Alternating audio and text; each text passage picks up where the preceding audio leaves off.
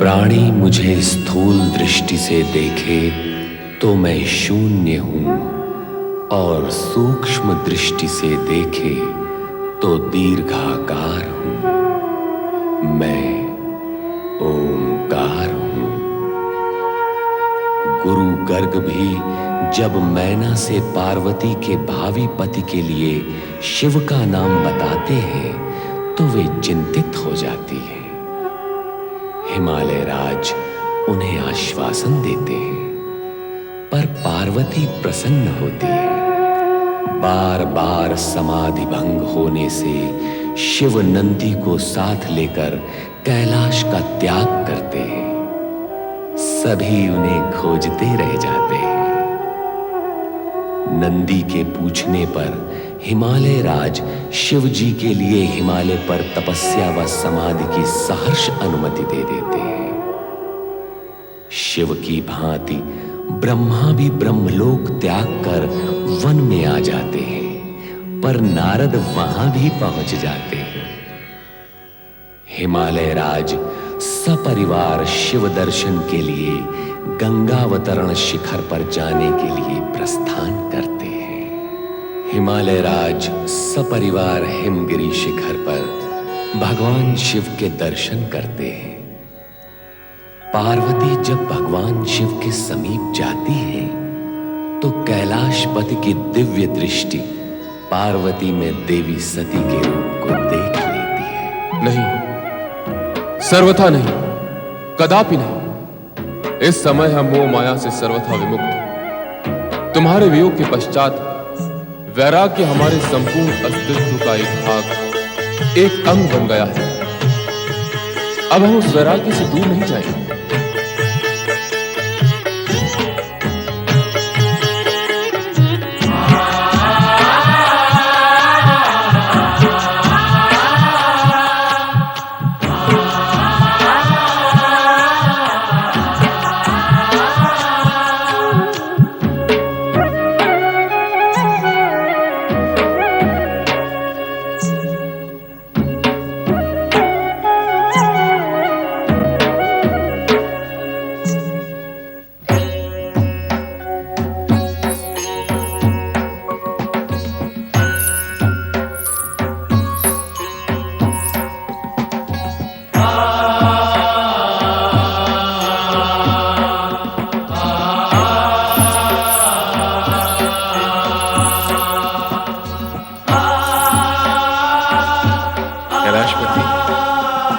आपने हमारा आतिथ्य स्वीकार किया, यह हमारे लिए सौभाग्य की बात है। कृपा करके हमें आदेश दें कि हम आपकी सेवा सुविधा के लिए क्या कर सकते हैं। हिमालय राज, हम कैलाश त्याग कर एकांत की खोज में यहां आए हैं। हमें एकांत चाहिए, सेवा सुविधा नहीं। आपसे हमारा विशेष अनुरोध है कि इस ओर किसी को भी आने की अनुमति न दी जाए। जैसा आप चाहेंगे कैलाशपति, वैसा ही होगा। किंतु आपकी सेवा करने और आपके लिए सुविधा जुटाने से आप हमें वंचित न करें। आप हमारे अतिथि हैं और अतिथि की सेवा करना हमारा कर्तव्य है। आपकी सेवा से हमारे एकांत में बाधा पड़ेगी। ऐसी स्थिति में हमें इस स्थान त्याग कर किसी अन्य स्थान पर जाना होगा। नहीं कैलाशपति, हम अपने अतिथि को अप्रसन्न कदापि नहीं कर सकते।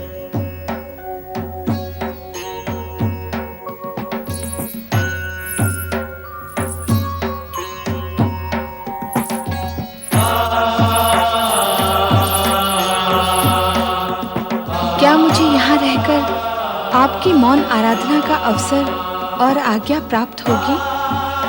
मैं आपकी एकांत साधना में किसी प्रकार की बाधा नहीं पहुँचाऊंगी।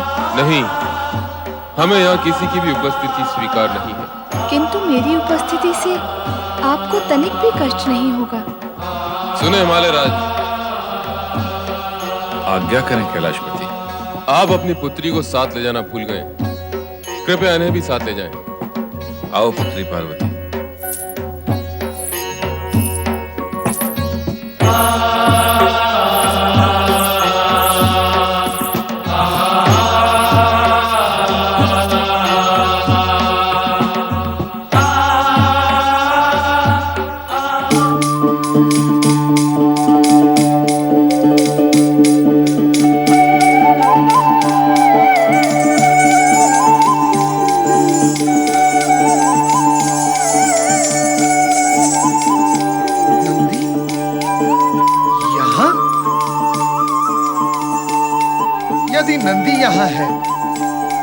तो नंदीश्वर भी अवश्य यही होंगे। जहां चंदन होगा सुगंध भी वही होगी। तो भगवान शिव कैलाश से अदृश्य होकर यहां प्रवास कर रहे हैं। वैसे ब्रह्मदेव हो या महादेव, नारद की दृष्टि से दूर कैसे जा सकते हैं? और नारायण तो मनवाणी से भी कभी दूर नहीं जाते।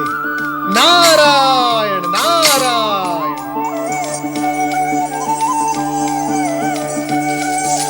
नारायण नारायण। देवऋषि, आप यहाँ पर कैसे? क्यों नंदी, हमसे बचकर भाग रहे हो? मैं नहीं देवऋषि, वो तो भोलेनाथ। नंदी, तुम हो या तुम्हारे भोलेनाथ, नारद की दृष्टि से दूर नहीं जा सकते। अच्छा नंदी, हमें ये बताओ कि तुम और भोलेनाथ कैलाश से अदृश्य क्यों हो गए? ये तो भोलेनाथ ही जाने। नारायण नारायण, तुम भी तो कुछ जानते होगे नंदी। कहीं ऐसा तो नहीं कि वैराग प्रकट करने वाले भगवान भोलेनाथ के मन में अब अनुराग जाग गया हो और इसी कारणवश पार्वती का सामीप्य पाने हेतु वो यहाँ आ गए हो? ये सब मुझे कैसे ज्ञात होगा देवऋषि? तो फिर मैं पूछकर ज्ञात कर लेता हूँ ना। अरे मुझ पर कृपा करें देवऋषि, आप उस ओर ना जाएं। भगवान भोलेनाथ समाधि में लीन है, वो किसी से मिलना नहीं चाहते। मुझसे भी नहीं? नारायण नारायण। अरे नंदी, मैं उनका परम भक्त हूँ। भगवान भोलेनाथ मेरी वाणी सुने बिना नहीं रह सकते और मैं उनके दर्शन किए बिना। मुझे जाने दो। पर देवऋषि, जो करता रहेगा पर वो शीघ्र जाएगा मर। मुझे जाने दो। नारायण नारायण।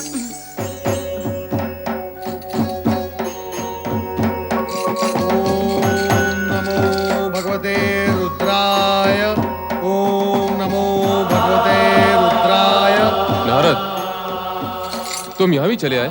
क्या करूं भगवान, आपके दर्शन के बिना मुझे चैन कहां।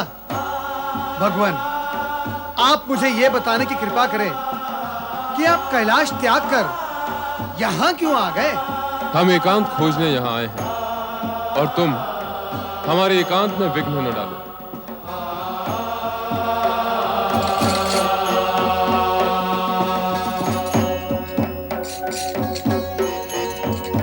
नारायण नारायण। जा रहे हैं देवऋषि? हाँ नंदी, जब नारद का वश नहीं चला तो अन्य कोई यहाँ कर भी क्या सकता है? कुछ समय पूर्व हिमालय राज परिवार सहित यहाँ आए थे। सहपरिवार? हाँ, हिमालय राज के साथ उनकी पत्नी मैना रानी, उनका पुत्र मैनाक तथा उनकी पुत्री पार्वती भी थी। अच्छा, पार्वती भी आई थी? वे सब निराश होकर लौट गए। भगवान भोलेनाथ ने जो आपसे कहा वही उन लोगों से भी कहा था कि हमें एकांत चाहिए। लगता है अब वो समय समीप आ गया है। कैसा समय देवऋषि? नंदी, शक्ति ने जिस उद्देश्य से पार्वती के रूप में जन्म लिया है उसके पूर्ण होने का समय समीप आ गया है। भगवान भोलेनाथ कितने ही प्रयत्न कर ले किंतु शक्ति को विलग नहीं रख सकते।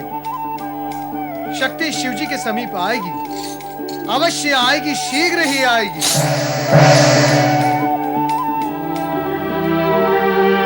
नहीं, हमें यहाँ किसी की उपस्थिति स्वीकार नहीं। हिमालय राज, आप अपनी पुत्री को साथ ले जाना भूल गए हैं।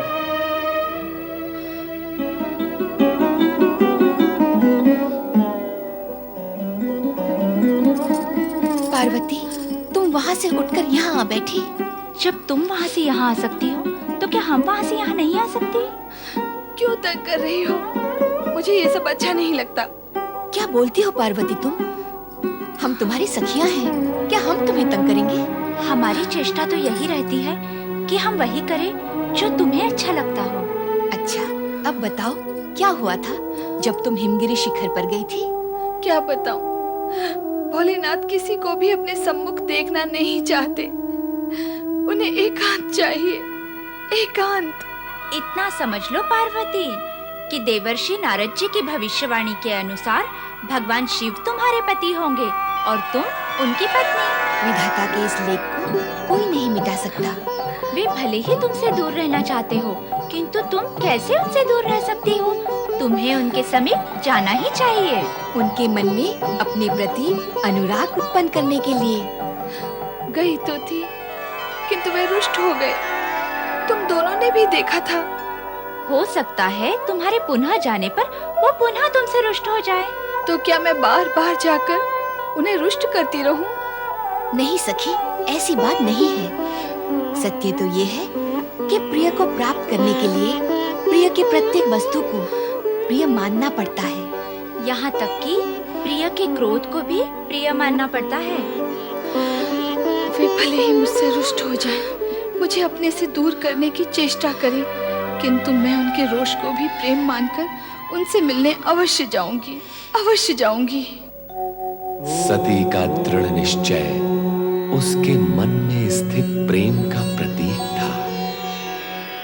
ये सत्य है कि आत्मविश्वास और दृढ़ निश्चय दुर्बल मन व विचारों पर विजयी होते हैं। स्थिति इससे विपरीत होने पर प्राणी की वैसी ही दयनीय दशा हो जाती है जैसे आकाश में भटकते देवगण की हुई।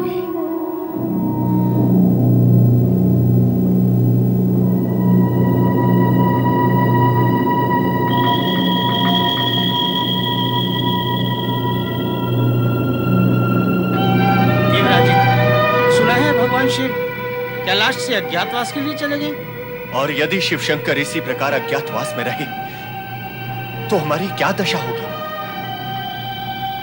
अब तो तारकासुर के अत्याचार सहन नहीं होते देवराज। ब्रह्मदेव के पास सहायता के लिए जाते हैं तो वे कहते हैं प्रतीक्षा करो, अभी समय नहीं आया। शिव जी के पास जाते हैं तो वे भी यही कहते हैं। स्थिति यह है कि तारकासुर को वरदान ब्रह्मा जी ने दिया है और उसका वध केवल शिवपुत्र द्वारा ही होगा। अब तो ब्रह्मा जी भी ब्रह्मलोक में नहीं है, वो भी कहीं अज्ञातवास में चले गए। ब्रह्मदेव और शिव जी का इस प्रकार अज्ञातवास में जाने का क्या कारण हो सकता है? संभव था हमारे बार बार उनके पास सहायता के लिए जाने से तंग आकर चले गए हों। व्यर्थ की चिंता करने से क्या लाभ है वायुदेव? कुछ लाभ नहीं होगा।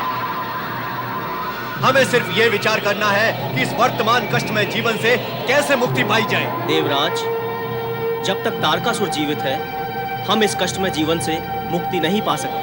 हमारी मुक्ति के लिए तारकासुर का वध आवश्यक है देवराज। जिस दिन तारकासुर मारा जाएगा स्वर्ग का सिंहासन रिक्त होगा और हमारे देवराज पुनः सिंहासन पर बैठेंगे, तभी हम सुखी होंगे। देवराज, शीघ्र ही ऐसा उपाय करें जिससे तारकासुर और उसके साथी राक्षस मारे जाएं और हम सब तारे जाएं।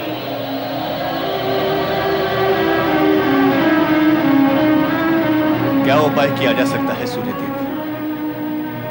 ब्रह्मदेव और महादेव से मिलने की दूर दूर तक कोई संभावना नहीं।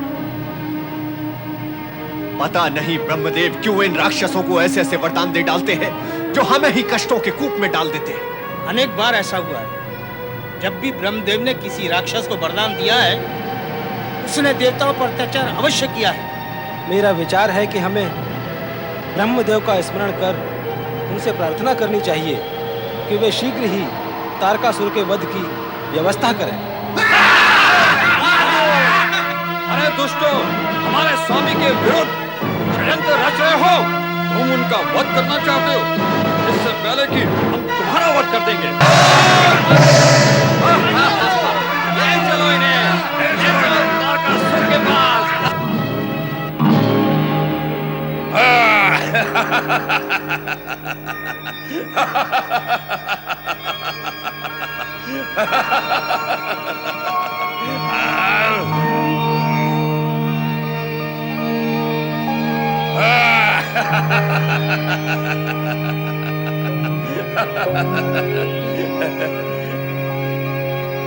हाँ बलि तारकासुर की, हाँ बलि तारकासुर की।